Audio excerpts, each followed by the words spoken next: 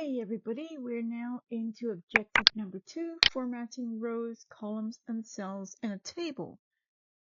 And we're going to use word formatting tools to make your tables attractive and easy to read. Okay, much better than making them unattractive and difficult to read. Just a piece of advice here, guys. Types of formatting you can add to a table include changing the row height and the column width, removing or adding borders, increasing or decreasing the paragraph line or line spacing, and enhancing the text. Let's go have at it, shall we? Activity 2.05, changing the width of the table columns and using AutoFit. I get a little love heart here, and yeah, I totally love AutoFit.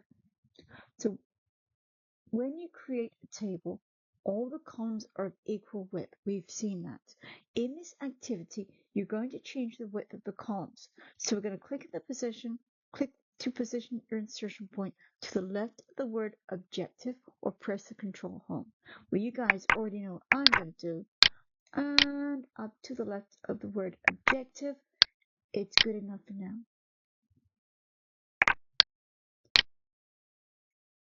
With the insertion point in the first column, on the right end of the ribbon, you can see Layout tab, Cell Size, Group, and we've got the width box, which displays the width of the active column. Now we're going to look at the horizontal ruler and locate the 1.5 inch mark. And then in the table, in any row, we're going to point to the vertical point between the two columns to display this button or pointer here, and we're going to drag it to the left until it comes up to the 1.5. All right, let's see if we can't make sense of that. So I'm to the left of objective. This is the border, and this is the pointer that they're talking about. I'm going to have to go to view. I'm going to have to go to page view, and this is the pointer, and so you can drag it. 1.5 is approximately there-ish. Okay. And in the cell size group, with the width box called down spin arrow, as necessary, set the column width to 1.4, and notice the right border moves to the left. All right. So you've got table design and you've got layout.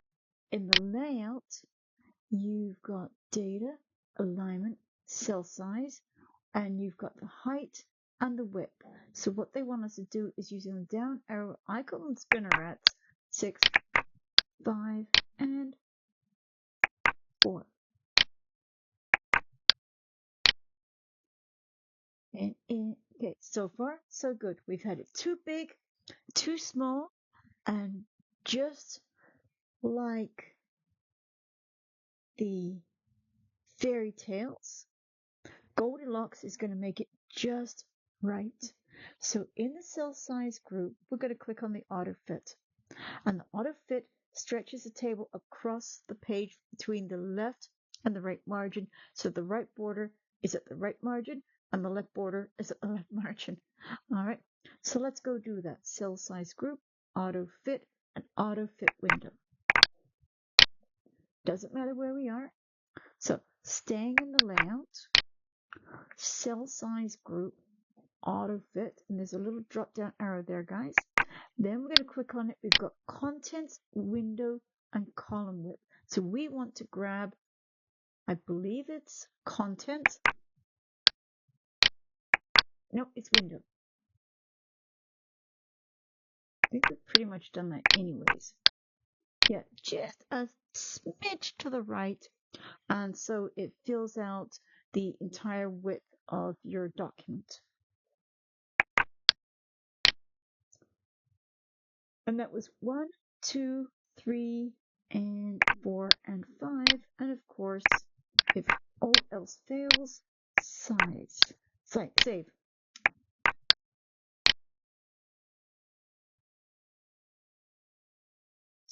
Scroll, lots of stuff, changing column widths. Now we're going to go down to activity 2.06, We're going to use the one-click row column insertion to modify the table dimensions. Holy cow, that's quite the mouthful. What do they mean by one click? Now, if I bring my mouse here, you see that little circle with the plus sign in it? That's the one touch. If I do it up here, can I do it? Yep, there's a 1 plus. So if I click on that, it's going to insert a column. If I bring it over here and I click on that circle with the plus, it's going to insert a row. So that's what they mean by that particular button. So if necessary, scroll to view the lower portion of the table. On the left border of the table, point to the upper left corner of the cell containing the text honors and activities and display the one click and click on it. All right. So what we want to do is scroll down to the bottom, scroll, and bring my mouse up a bit. Make sure it's what the book wants me to do. Yes, it is. Circle with a plus. And so now you've done is insert a row between honors and activities and professional experience.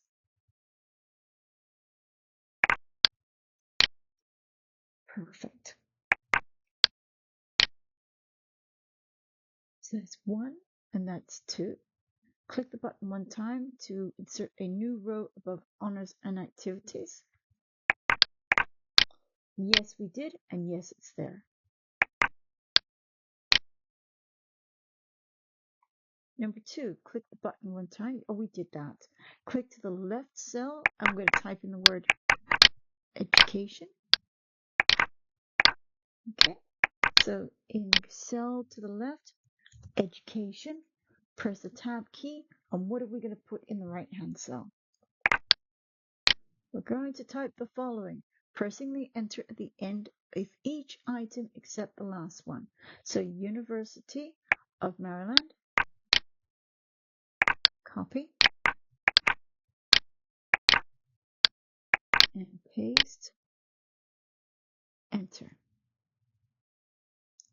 Keeping my eye on the font type here is Calibri, Bachelor of Science,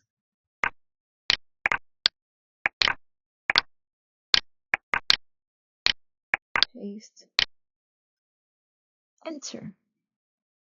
The third line of text, capital cities,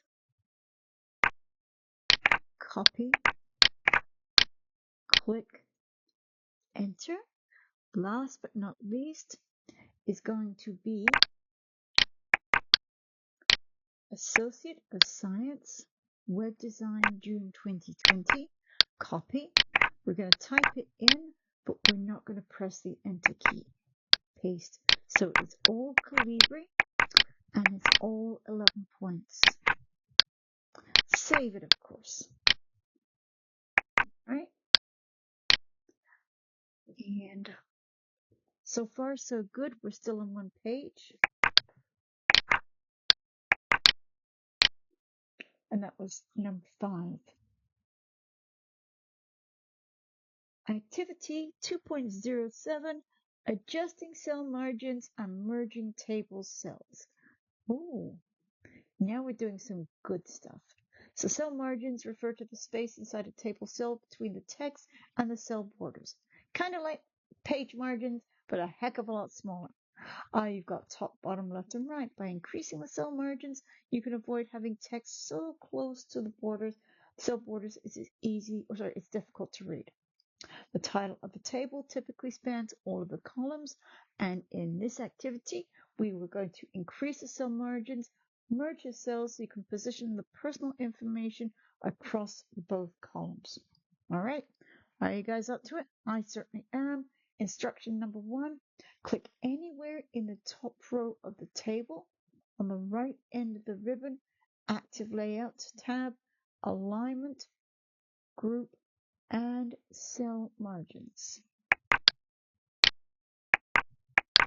Okay, scroll, top left-hand corner. you've got table design and layout.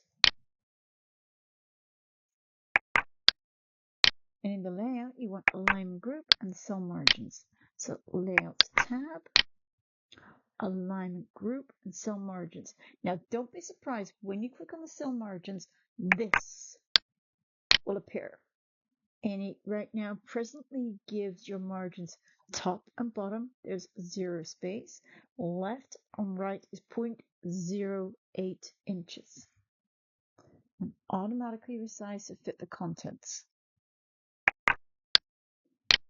Okay. So what is it they want us to do? So in the table options, they want to change the top to 0.04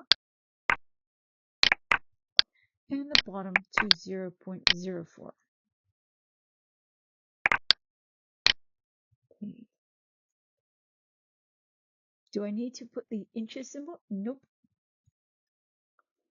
And bottom 0.04. It's assumed that it's inches. If I click on the left and the right, nothing yet, but it will appear, trust me. So that's 1 and that's 2. It looks like this. And click on the OK. Yeah, so you can see there's a little bit more of a buffer space at the top on the bottom of each one of the cells. Be sure your insertion point is still positioned in the top row of the table. This is number 4. On the right end of the ribbon, Layout tab, rows and columns, insert above. So it's going to do truth in advertising. We're going to insert a row above. Okay, so staying in the Layout tab, rows and columns group, you've got insert above, you've got insert below, you've got insert to the left and to the right. So they want to insert a new blank row above. And it depends on how many columns, so it copies the format of the number of columns in the new row.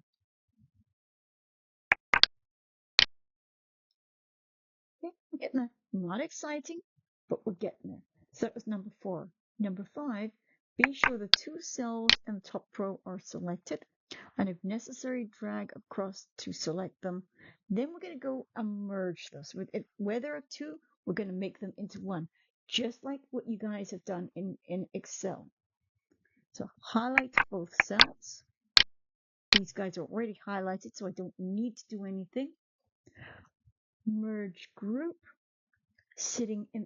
Layout tab, merge group, and merge cells. So where there was 2, now there is 1. Of course, you think one time I'd remember to save. And cell border between the 2 cells no longer displays. There's 1 cell and it's the top of your table.